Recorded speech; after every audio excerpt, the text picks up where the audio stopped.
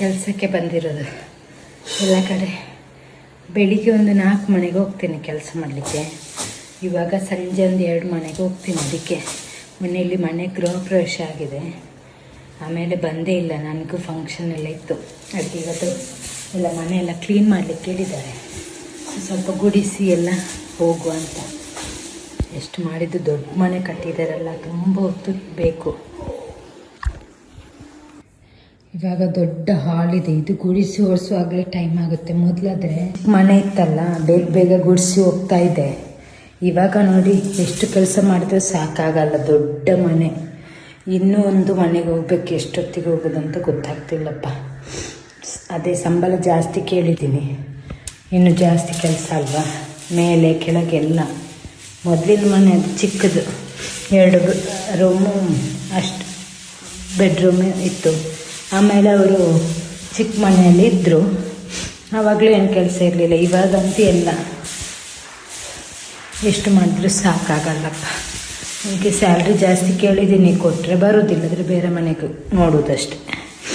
ನಮಗೂ ಸಾಕಾಗುತ್ತೆ. ದೊಡ್ಡ ದೊಡ್ಡ ಮನೆ ಇದ್ದರೆ ಎಷ್ಟು ಕೆಲಸ ಮಾಡಿದ್ರು, ಒರೆಸ್ಬೇಕು, ಕಿಟಕಿ ಒರೆಸ್ಬೇಕು, ಸ್ಟೆಪ್ ಒರೆಸ್ಬೇಕು, ಮತ್ತು ಪಾತ್ರೆ ತೊಳಿಲಿಕ್ಕಿರುತ್ತೆ. ಇಷ್ಟು ಪಾತ್ರೆ ಹಾಕಿರ್ತಾರೆ. ಸಂಜೆ ನಾನು ಬರೋ ತನಕ ಅದೇ ಇರುತ್ತೆ. ಅದಕ್ಕೆ ಅದೆಲ್ಲ ಕೆಲಸ ಮಾಡೋಕ್ಕೆ ಸಾಕಾಗುತ್ತೆ. ಸ್ಯಾಲ್ರಿ ನಾವು ಕೊಟ್ಟರೆ ಜಾಸ್ತಿ ಮಾಡ್ಬೋದು. ಬಟ್ಟೆ ಎಲ್ಲ ಒಣಗಲಿಕ್ಕೆ ಹಾಕ್ಬೇಕೀಗ. ನಿನ್ನೆ ಬಂದು ಎಲ್ಲ ಮನೆಯೆಲ್ಲ ಗುಡಿಸಿದ್ದೀನಿ, ಒರೆಸಿದ್ದೀನಿ. ಇವತ್ತು ಮತ್ತೆ ಕೆಳಗಡೆ ಒರೆಸೆಲ್ಲ ಆಯಿತು. ಈಗ ಪಾತ್ರೆ ತೊಳಿಬೇಕು. ಬೇಗ ಹೋಗ್ಬೇಕಂತ ಹೇಳಿದ್ದೀನಿ ಅವರಿಗೆ, ಅವ್ರು ಬಿಡಲ್ಲ ಬೇಗ ಹೋಗು. ಜಾಸ್ತಿ ಹೊತ್ತು ನಿಲ್ಲಿಸ್ತಾರೆ. ಈಗ ಪಾತ್ರೆ ತೊಳೆದು ಸ್ವಲ್ಪ ಸಾಂಬಾರು ಮಾಡಬೇಕಂತೆ. ಸಾಂಬಾರು ಮಾಡಿಟ್ಟು ಹೋಗಬೇಕು. ಯಾರೂ ಇಲ್ಲ ಮನೇಲಿ ಇವತ್ತು. ಅವರಿಬ್ಬರು ಗಂಡ ಹೆಂಡತಿಬ್ರು ಇದ್ದಾರೆ ಅಷ್ಟೆ. ಅವರಿಗೆ ಅಡುಗೆ ಮಾಡಿಟ್ಟು ಹೋಗಬೇಕು. ಮತ್ತು ಈಗ ಬೇರೆ ಕಡೆ 2 ಮನೆಗೆ ಹೋಗಬೇಕು ಕ್ಲೀನ್ ಮಾಡಲಿಕ್ಕೆ.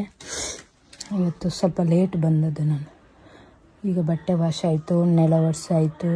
ಈಗ ಪಾತ್ರೆ ತೊಳಿಬೇಕು, ಸ್ವಲ್ಪ ಅಡುಗೆ ಮಾಡಿಟ್ಟು ಹೋಗಬೇಕು. ಈಗ ಬೇಗ ಬೇಗ ಮಾಡಬೇಕಪ್ಪ.